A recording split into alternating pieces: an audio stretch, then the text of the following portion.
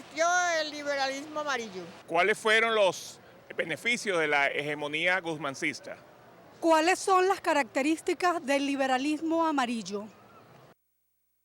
Aquí tenemos a Israel Camero. Israel es historiador, profesor de varias universidades, la Católica, de la Central, etc. Ahora, Israel, el liberalismo amarillo fue una etapa muy característica de la que hemos vivido en nuestros países siempre. Es decir, cuando nos va bien en el plano político estamos más o menos tranquilos, entonces tenemos problemas en lo económico. Cuando nos va bien en el plano económico, que más o menos estamos arrancando, entonces hay problemas políticos que, es decir, siempre es una vuelta a empezar.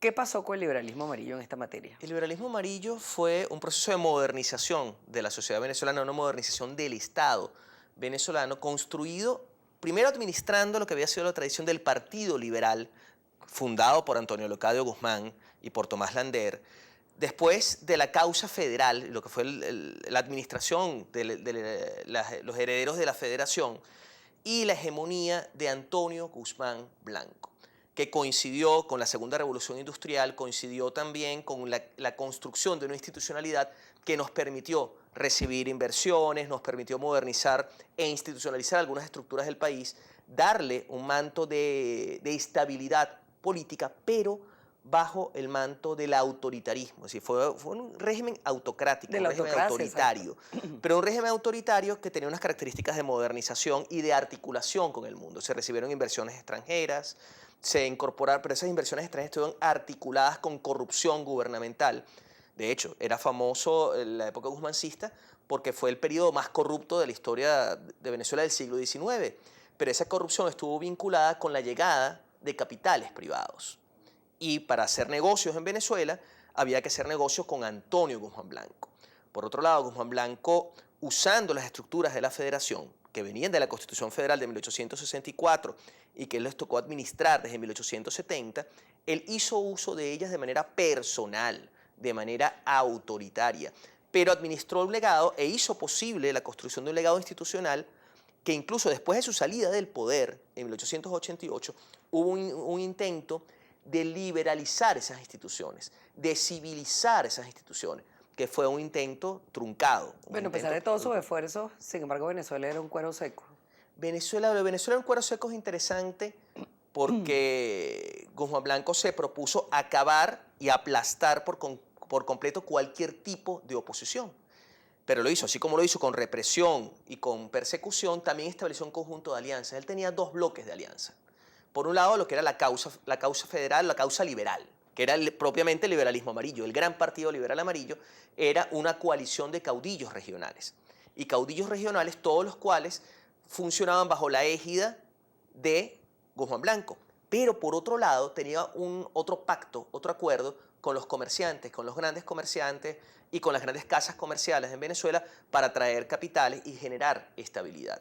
Ese doble marco de acuerdos es lo que le permitió a Guzmán, sobre todo durante el septenio, durante los primeros 7 años, un programa de modernización liberal que lo llevó a enfrentarse con la iglesia, lo llevó a enfrentarse con otras estructuras de poder, pero consolidando un régimen fundamentalmente autoritario, pero modernizador, que no es único en el caso venezolano, porque si uno revisa... Eso te iba a decir, nosotros estamos condenados a que cualquier avance sea bajo mano férrea. No, no es una condena, pero en esa época era común, porque estaba el caso de Porfirio Díaz en México, está el caso de Reyes en Colombia, están casos como los de Roca en Argentina, es decir, hay un conjunto de personajes autoritarios positivistas, porque aquí empieza a aparecer la intelectualidad positivista alrededor de Guzmán, que trata de articular el proceso de modernización, y no es una condena, es también las características del caudillismo venezolano del siglo XIX. Hay muchas cosas de esa época que ya están literalmente superadas. Ese era un país rural, era un país agrario, un país que dependía de la exportación de café y de cacao, y que de hecho durante la primera época de Guzmán, la institucionalidad que fue capaz de construir le permitió, por lotería de bienes, le permitió absorber una especie de crecimiento económico importante que coincidió en la época de Guzmán, sobre todo los primeros años de Guzmán, y después en los años 90, antes de la llegada de Crespo, durante los gobiernos de Rojas Paul y de Rojas Paul y de Andueza Palacio, le permitió recibir una especie de bonanza económica, vinculada con los altos precios del café y del cacao. Cuando decae el liberalismo amarillo es porque estaba asociado a la figura de un estandarte autoritario y de alguna manera se extingue. La institucionalidad generada por el liberalismo amarillo no pudo sobrevivir al fin de Guzmán. Es decir, hubo un intento, después de la salida de Guzmán en 1888, hubo un intento de hacer una reforma a la Constitución. La Constitución de 1881 era una Constitución que eliminaba cualquier tipo de expresión de la voluntad popular, de soberanía popular, donde de hecho el presidente era seleccionado en medio de un Consejo Federal. Después de 1888 hubo un intento de reforma constitucional que se truncó. Rojas Paul lo empezó, Andueza Palacios lo continuó, pero fue tan torpe en su ejecución que motivó y fortaleció el golpe de Estado de Joaquín Crespo, la revolución legalista de Joaquín Crespo, que dio pie a otro proceso de estructuración nuevamente con corrientes relativamente autoritarias. Pero aún así, a finales del siglo XIX, hubo aspectos en que Venezuela efectivamente se modernizó. Aparecieron los primeros bancos. El Banco de Venezuela en su momento, el Banco Caracas, Banco Maracaibo, un conjunto de bancos que aparecieron que te hablan de modernidad, incluso un primer movimiento obrero. Hubo unas primeras huelgas obreros, unos primeros ejercicios de sindicalización, hubo un primer congreso pedagógico. Hay una sociedad que estaba en proceso de transformación. Efectivamente, después de 1895, todo el proceso de modernización empieza a caducar, empieza a venirse abajo, incluso por factores estructurales. Nuestra producción de café no tenía la competitividad que tenía o bien la colombiana o bien la brasileña. Empieza a decaer la exportación de café, empieza a decaer el ingreso de capitales a Venezuela. Entonces el gobierno de Crespo fue un gobierno marcado por la crisis económica y marcado por el endeudamiento. Fue muy famoso en la negociación del disconto Gesell. Sí, por supuesto. Ahora, cuando tú hablas de liberalismo amarillo y evalúas, es decir, desde la perspectiva de la historia, fue más importante desde el punto de vista institucionalizador del país o desde el punto de vista de los avances y los económicos que se hicieron. Cuando uno mira a largo plazo el proceso de estructuración del Estado moderno venezolano, que mucha gente le hace hincapié en el caso de Juan Vicente Gómez, yo creo que los primeros pasos en la construcción de una burocracia moderna en Venezuela se dieron bajo la égida de Guzmán, desde el punto de vista de estructura administrativa del Estado.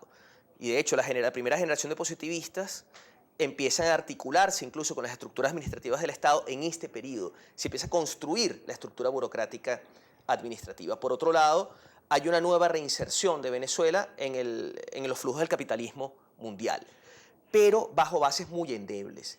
Era una modernización epidérmica, era una modernización que nunca penetró en la profundidad de Venezuela. ¿Y no habrá contribuido también el hecho de que Guzmán se iba, dejaba gente encargada, pero que en el fondo no tenía el liderazgo que él tenía, etcétera?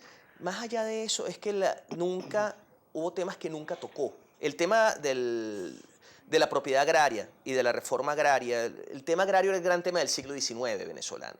Y Guzmán nunca se incorporó en esos temas, nunca tuvo un interés en modernizar el campo, efectivamente. Y los contratos que se hacían por servicios, la incorporación de capitales privados que se insertaban en determinados sitios, era fundamentalmente epidérmico. Nunca se tocó en la profundidad las transformaciones que verdaderamente necesitaba Venezuela y nunca se socializó el proceso de la república. Era una república autoritaria, era una república fundamentalmente oligárquica y nunca hubo un proceso de incorporación de una parte importante de la sociedad, de la mayoría campesina, de la mayoría que vivía en el latifundio, que estaba absolutamente excluida de cualquier tipo de compensación social, de cualquier tipo de incorporación al desarrollo económico. No había posibilidad de que se incorporaran a un mercado laboral, los procesos de monetización y de incorporación a la economía monetaria eran también muy escasos. Al final, la modernización de Guzmán fue la epidermis, fue un brochazo de modernidad, pero faltaba penetrar. De los típicos brochazos que no, ¿cómo se llama? No rematamos que nosotros. No profundizas. Joaquín Crespo protagoniza la revolución legalista, que es una revolución que tiene que insurgir contra la pretensión continuista de Andueza Palacio. Joaquín Crespo vence, a su lado hay gente importante, está por ejemplo Antonio Paredes, en cuya vida y drama centra el doctor Ramos J. Velázquez, su fantástico libro La caída del liberalismo amarillo, y también surge a finales durante esa década de los 90 una figura central que va a jugar un papel importantísimo, a pesar de que nunca llegó al poder. De ahí en adelante, durante ese periodo, durante el gobierno de Cipriano Castro y durante buena parte del gobierno de Juan Vicente Gómez, que es el Mocho Hernández, José Manuel Hernández, que tuvo unos episodios fantásticos en la historia venezolana, que aglutinó el más popular de los caudillos, sin duda alguna, de finales del siglo XIX, y que introdujo en Venezuela tácticas de campaña y de política que no se conocían. Material POP, por ejemplo, volantes, gorras, etcétera, que eso no se conocía. Se conoce entonces como la caída del liberalismo amarillo, cuando Andrade, ya en medio de sus contradicciones, sus debilidades, sus indecisiones, es acechado por un nuevo caudillo liberal, pero que no es tan amarillo, Cipriano Castro, que cruza la frontera de Colombia hacia Venezuela con apenas 60 hombres. Juan Vicente Gómez y Eliezer López Contreras, entre ellos, cruzan la frontera en el año 99, vienen hacia Caracas a derrocar a Andrade y llegan a Caracas con 10.000 hombres en un ejército triunfante al cual se habían anexado muchos de quienes hace muy poco habían acompañado a Andrade. Ahí empieza otro capítulo en la historia de Venezuela, que es los andinos al poder y que ya es materia de otro tema. Así es. Bueno, Pero muy ahora interesante, ¿no? pues, vamos a hacer un corolario con todo esto que hemos Muy escuchado sobre interesante todas la estas- significación de este periodo, ¿no? Muy importante este periodo llamado liberalismo amarillo y del ejercicio del gobierno de Guzmán Blanco, ¿no?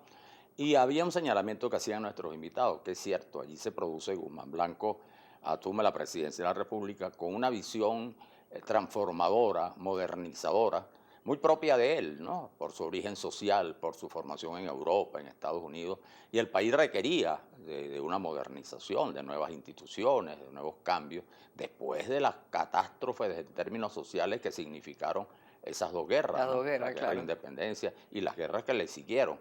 Pero eso estableció una especie de enfrentamiento que se llamó para muchos entre los doctores y los generales. Es decir, era Guzmán Blanco con su proyecto modernizador enfrentado a los viejos caudillos rurales que venían muy crecidos, sobre todo después de la Guerra Federal. Aunque muchos de esos generales terminaron siendo militares también.